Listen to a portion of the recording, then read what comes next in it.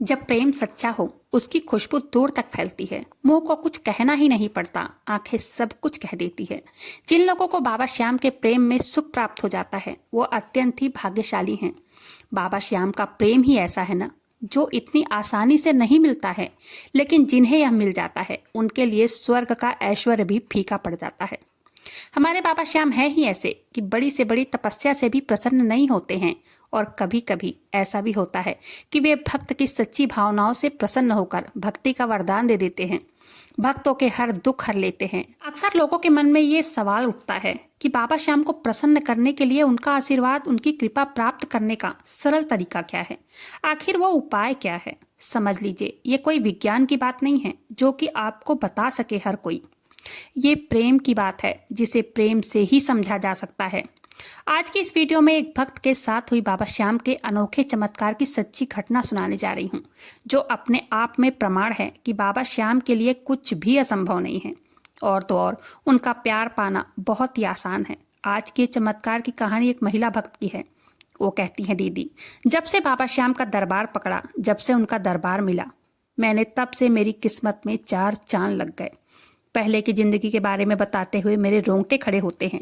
मैं बता भी नहीं पा रही हूँ, लेकिन अपने बाबा श्याम का गुणगान करने से उनकी कृपा और बढ़ती है। मैं अपने जीवन की एक सच्ची घटना आप सबके साथ शेयर कर रही हूँ कि कैसे बाबा श्याम ने मेरे और मेरे बच्चों के जीवन को संभाला, कैसे हमें कलेश से, तंगी से मुक्ति दिलाई। जय श्री श्याम, हारे के सहारे की जय हो। श्याम भक्तों, इस चमत्कार को सुनने के लिए वीडियो पर अंत तक बने रहें। वीडियो पसंद आए वीडियो को लाइक कीजिएगा, अपने ही चैनल मैजिक उपाय को सब्सक्राइब जरूर से कीजिएगा बाबा श्याम से जुड़ने के लिए, और साथ ही साथ बाबा श्याम का जयकारा जरूर से लगाइएगा। श्याम भक्तों, ये कहती हैं, दीदी, पहले तो आप बहुत अच्छा काम कर रही हैं कि जो बाबा श्याम की महिमा भक्तों तक पहुंचा रही हैं। मैं आपकी वीडियो रोज देखती हूँ, मुझे बहुत अच्छा लगता है। मेरी तरफ से सभी श्याम भक्तों को जय श्री श्याम। ये कहती हैं, दीदी, मेरा नाम किरण है। मेरी शादी 2015 में हुई थी। उस समय भी सिचुएशन बहुत खराब थी। मैं मुंबई में रहती थी और आज भी मुंबई में ही रहती हूँ। मेरा पति रोज शराब पीकर मुझे मारता, घर वालों की मार से, डांट से खाकर मैं पड़ी रहती। मैंने ये मान लिया था कि मेरी किस्मत में यही लिखा है, क्या कर सकते हैं। मैंने अपनी किस्मत से समझौता कर लिया था। मेरे 2 बच्चे हुए, घर में कलेश का माहौल, रोज की लड़ाई झगड़े, घर में कोई भी सदस्य मुझसे बात भी नहीं करता था। लेकिन फिर भी मैं सब कुछ सहकर सिर्फ अपने बच्चों को पाल पोस कर बड़ा करने में लग गई। मन में आता कि सुसाइड कर लूं, लेकिन 2 बच्चों का सहारा कोई नहीं था। बच्चों का मुंह देखकर शांत बैठ जाती। वैसे मेरी जिंदगी का कोई मोल नहीं था। और किरण जी के जीवन में इससे भी बुरा एक समय आया जब इनके पति का देहांत हो गया। शराब ज्यादा पीने की वजह से उनकी किडनी फेल हो गई, लीवर भी खराब हो गया था। किरण जी ने जैसे तैसे अपने आप को, अपने बच्चों को संभाला और ससुराल में ही रहती थी। लेकिन 1 महीने बाद से ही, बताती हैं, इनके सास ससुर जेठ जेठानी को किरण जी और उनके बच्चे बोझ लगने लगे। हमेशा सास ससुर ताना मारते कि खा गई अपने पति को। इन्होंने थक हार कर दूसरा किराए का एक कमरा लेकर वहीं रहने लगे। किरण जी आगे बताती हैं कि मैंने काम ढूंढना शुरू किया। थोड़ी मदद माता पिता ने कर दी थी, थोड़े पैसे दिए, जिससे कि इन्होंने थोड़े बर्तन और थोड़े राशन भरवा लिए। लेकिन अभी भी मुश्किल की घड़ी खत्म नहीं हुई थी, क्योंकि वो राशन खत्म होने में 15 दिन भी नहीं लगे। और माता पिता 1-2 हज़ार रुपये देते भी राशन भरवाने के लिए। भाई भाभी बहुत लड़ते झगड़ते थे उनसे। ये बताती हैं वो भी पैसा देना बंद कर दिए। अब इन्हें समझ नहीं आ रहा था कि करें तो क्या करें। वहीं पास में इनके बुआ सास का लड़का रहता था कुछ दूर पर। किरण जी ने उनके पास बहुत रिक्वेस्ट किया जाकर कि कहीं काम हो तो मुझे बता दो भैया, जिससे मेरा और मेरे बच्चों का गुजारा चल सके। मैं बहुत मजबूर हूँ, क्या करूँ समझ में नहीं आ रहा है। मायके वाले साथ नहीं दे रहे हैं, ना ही ससुराल वाले साथ दे रहे हैं। किरण जी आगे कहती हैं, मैं बहुत रोई। वो कहने लगे, भाभी आप शांत रहो, कहीं काम दिखेगा तो मैं आपको बता दूंगा। करीब 10 दिन के बाद उन्होंने केयर टेकर का काम बताया। उन्होंने बताया, भाभी बुजुर्गों की देखभाल करना, नहलाना धुलाना, खिलाना पिलाना, साफ सफाई का काम है। कोठी में करोगी? किरण जी कहती हैं, हाँ भैया मैं करूंगी। किरण जी कहती हैं, दीदी, मुझे उस समय बस अपने बच्चों को पेट भरना था, उनको पालना था, मुझे और कुछ भी समझ में नहीं आ रहा था। इतना कुछ मेरे साथ गलत हो चुका था कि मेरा भगवान पर से भरोसा उठ गया था। मेरे देवर बड़ी बुआ का सास का बेटा है। उनका परिवार बाबा श्याम की पूजा करते थे। जब भी मैं उनके घर जाती देखती थी, लेकिन विश्वास नहीं कर पाती थी, क्योंकि मैं एकदम टूट चुकी थी। मैं रोज काम पर जाती, वहां से मुझे 8 हज़ार रुपये मिल जाते थे। मेरा और मेरे बच्चों का गुजारा हो जाता था ठीक ठाक। मैं काम पर रोज जाती। बेटी मेरी मात्र 5 साल की थी और बेटा 8 साल का था। लेकिन मेरा बेटा इतना होशियार था, जब भी बेटी मेरी रोती तो उसको दूध पिला देता, उसको खाना खिला देता।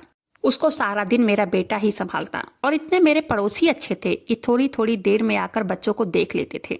2 अम्मा वहां थी, बहुत अच्छी थी। मेरे दरवाजे पर बैठी रहती जब तक कि मैं काम से ना आ जाती। रात को 8 बजे छूटती, भागते भागते आती, फिर मुझे पहुंचते पहुंचते 8:30 बज ही जाते थे। एक दिन मेरे बुआ सास की बहू कहने लगी, भाभी बाबा श्याम की पूजा भी किया करो, वो हारे के सहारे हैं, आप बहुत हारी हो, वो आपका सहारा जरूर बनेंगे। आप मेरे यकीन करो, वो लखदातार हैं, उनके दरबार में कोई खाली हाथ नहीं लौटता है। वो सुनते हैं सबकी। पहले तो मुझे बिल्कुल भी विश्वास नहीं हो रहा था उनकी बातों पर। वो कहने लगी, दीदी मैं हर चौखट पर जाकर थक गई, हार गई। तब जब मैं हार कर बाबा श्याम की चौखट पर पहुंची, तब उन्होंने 7 सालों के बाद मेरी गोद भर दी।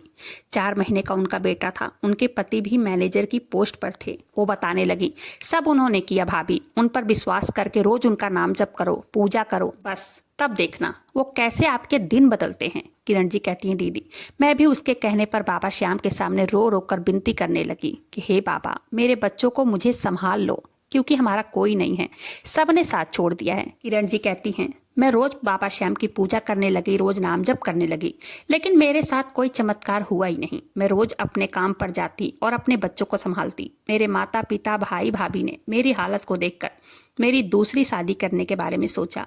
अगर ऐसा कोई लड़का मिल जाए, उन्होंने कहा, जो तुम्हें और तुम्हारे बच्चों को अपना ले तो तुम्हारी मुसीबत दूर हो जाएगी।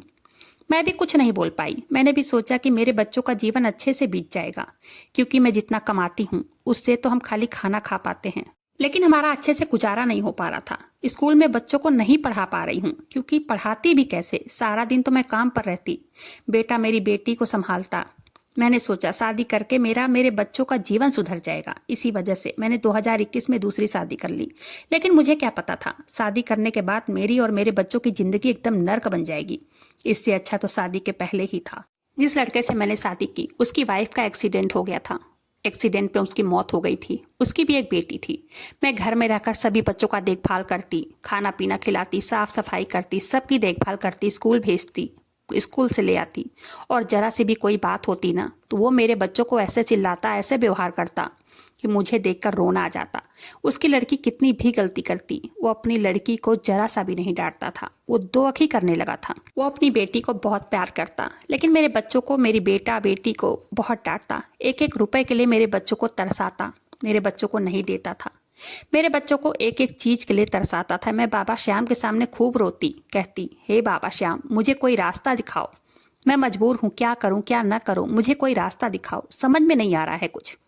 बाबा श्याम के सामने रोज रोती, रोज पूजा करती, रोज नाम जप करती। आखिरकार 1 साल के बाद मेरे जीवन में बाबा श्याम का चमत्कार हो ही गया। किरण जी कहती हैं, दीदी 1 साल तक मैंने कुड़ कुड़ कर जीवन बिताया, और 1 साल के बाद अचानक मेरे बुआ सास के बेटे ने कहा, भाभी हॉस्पिटल में साफ सफाई की वैकेंसी निकली है, तो वहाँ फार्म भरोगी? तो मैंने उन्हें हाँ कह दिया।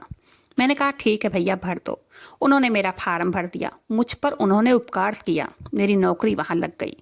मेरी सैलरी 20,000 रुपये हो गई। और मुझे उन्होंने ही सजेस्ट किया कि भाभी तुम अलग ही लेकर कमरा अपने बच्चों के साथ रहो, ज़्यादा सुकून में रहोगी। क्योंकि वहाँ सच में मुझे सुकून नहीं था। रोज बाबा श्याम के सामने मैं रोती थी, उनसे गिड़गिड़ाती थी, उनके आगे दुआ करती थी। अपने बच्चों का दुख मुझसे नहीं देखा जाता था, क्योंकि दीपावली पर उसने अपनी बेटी के लिए कपड़े लाए और मेरे बच्चों के लिए कुछ भी नहीं लाया। मैं अपने आप में कोड़ती कि मैं कमाती तो अच्छा रहता, क्योंकि अपनी कमाई से कम अपने बच्चों का तो शौक शान पूरा कर पाती।